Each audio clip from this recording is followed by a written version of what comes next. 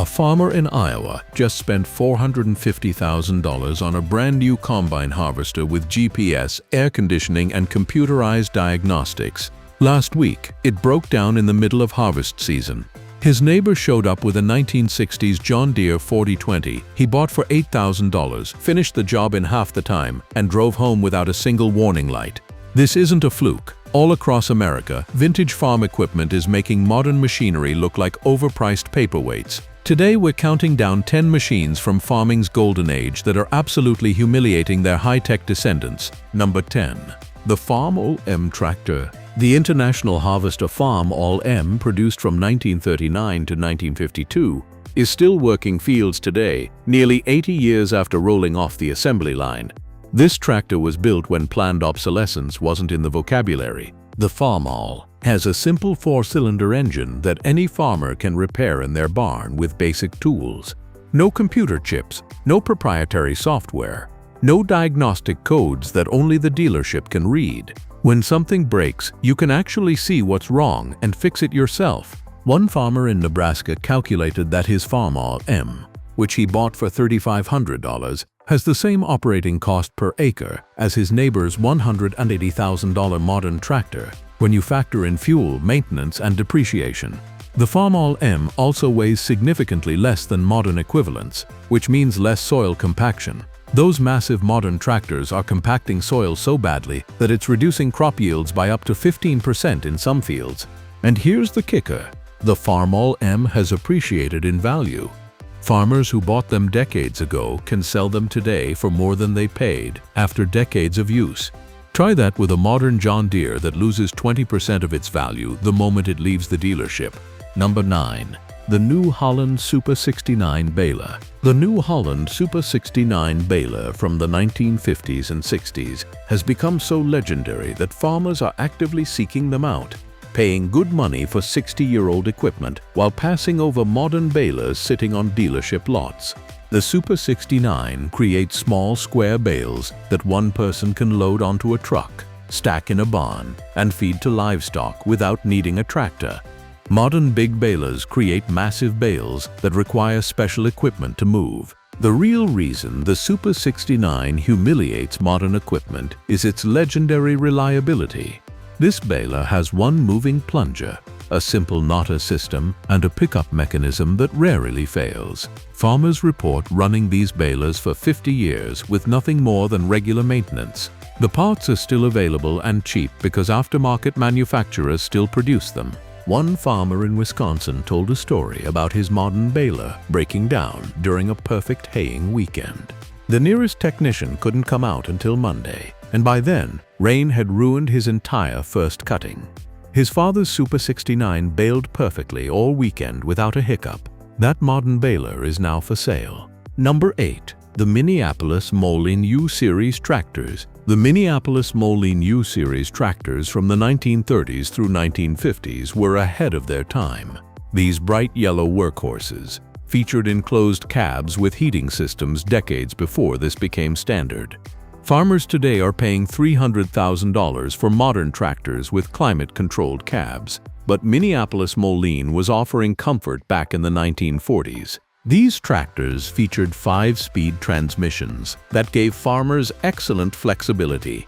Modern tractors have 16, 24, or even 32 speeds, which sounds impressive until you realize that most farmers only use 4 or 5 gears for 90% of their work. The engineering was so sound that many are still running on their original engines with nothing more than regular maintenance. Farmers report 15,000 to 20,000 hours on original engines that have never been rebuilt. One farmer in South Dakota runs his entire 400-acre operation with a Minneapolis-Moline UTS from 1948. His equipment investment is under $25,000 total. His neighbor with modern equipment has over $1 million tied up in machinery. Number 7. The Allis-Chalmers Roto-Baler. The Allis-Chalmers Roto-Baler, introduced in 1947, created round bales decades before round bales became the standard. Farmers thought it was strange at the time, but Allis-Chalmers was just way ahead of the curve. The Roto-Baler created small, easy-to-handle round bales that would shed water beautifully. The machine used a simple rolling action to form the bale. then tied it with twine. No hydraulics, no electronics, just clever mechanical engineering. Here's where it humiliates modern equipment. The Roto-Baler cost a fraction of what a modern round baler costs, and it creates bales that are actually more practical for small livestock operations. Modern round balers create massive 1,000 to 1,500 pound bales that a horse owner or sheep farmer can't easily handle. The Roto-Baler created 75 to 100 pound bales that one person could roll and move. One farmer in Kentucky posted a video showing his Roto-Baler, purchased for $800, baling hay all day, while his neighbor's $40,000 modern round baler sat broken in the barn, waiting for a technician. The Allis-Chalmers Roto-Baler has become a symbol of what agriculture lost when it embraced complexity over reliability. Number 6. The John Deere Model B Tractor. The John Deere Model B, produced from 1935 to 1952, is arguably the most iconic small tractor ever built. This two-cylinder machine is making modern compact tractors look like overpriced toys. What makes it special is the two-cylinder engine design, which produces tremendous torque at low RPMs. This means the Model B can lug through tough soil conditions without bogging down, something modern high-revving engines actually struggle with. The Model B, which can be purchased for $3,000, can do everything a modern $45,000 compact tractor can do, and often do it better. It has better visibility because there's no cab obstructing the view, and ground clearance that puts modern tractors to shame. The simplicity of the two-cylinder engine means almost anyone can work on it. One farmer in Pennsylvania rebuilt the entire engine in his Model B in a weekend using parts that cost less than $500. The Model B also sips fuel compared to modern tractors, with farmers reporting using half the fuel or less. The Model B has become a statement against modern agricultural trends. John Deere has become the villain in modern agriculture with their restrictive repair policies. The Model B represents everything the company used to stand for: quality, reliability, and farmer-friendly design. Number 5. The Massey-Harris 44 Tractor. The Massey-Harris 44, introduced in 1946, was the first truly modern tractor design. This machine featured a high-clearance design, excellent power-to-weight ratio, and remarkable fuel efficiency. The 44 featured a 6-speed transmission, which was cutting-edge technology in 1946. Modern tractors achieve flexibility with complex power-shift transmissions that cost $30,000 to repair when they fail. The 44 came with diesel engine options, and those diesel versions are achieving fuel economy numbers that embarrass modern tractors. The 44 is also humiliating modern equipment in the durability department. These tractors were built with heavy castings and quality materials throughout. Farmers are running them for 70 years with regular maintenance and no major rebuilds. Modern tractors are considered old at 5,000 hours. One farmer in Texas calculated that his cost per hour of operation with his Massey-Harris 44 diesel is 1/3 what his neighbor spends on a modern tractor when you include fuel, maintenance, insurance, and depreciation. The 44 has also become popular with young farmers who don't want to start their careers with massive debt. A good Massey-Harris 44 can be purchased for $5,000 to $1. Number 4.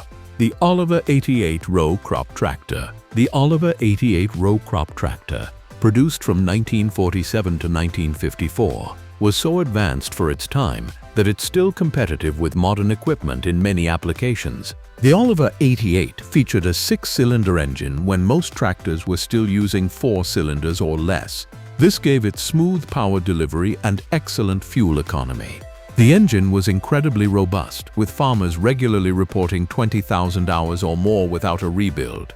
Modern tractor engines rarely make it past 10,000 hours without significant work. The Oliver 88 also featured excellent weight distribution and a low center of gravity, making it incredibly stable. Modern tractors have gotten taller and heavier, which has actually made them less stable.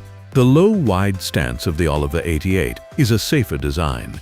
Parts availability is another advantage. Because the tractor was popular, there's a huge aftermarket for parts. Farmers can rebuild an entire Oliver 88 for less than the cost of one major repair on a modern tractor. One farmer in Illinois bought an entire running Oliver 88 for $600 to $500 as a backup after his modern tractor's hydraulic pump repair cost $8,000. The Oliver 88 teaches modern farmers about the value of mechanical simplicity. The tractor's controls are all direct mechanical linkages. There are no sensors, no computers, no potential for software glitches. Number 3. The Farmall H tractor. The Farmall H, produced from 1939 to 1953, has become the gold standard for small farm operations. This tractor shows that bigger and more complex isn't always better. The Farmall H was designed as a versatile row crop tractor with perfect balance of power, size, and efficiency. Modern small tractors cost $40,000 to a Farmall H can be purchased for $2,000 to back $1,000 and will do virtually all the same work. Where the Farmall H truly humiliates modern equipment is in operating costs. One farmer calculated that he spends less than $200 per year on fuel and maintenance for his Farmall H that works 300 hours annually. His neighbor with a modern compact tractor spends over $1,500 per year, not including the $850 monthly payment. The Farmall H proves that farmers don't need power steering, hydraulic controls, or climate-controlled cabs for many farm tasks.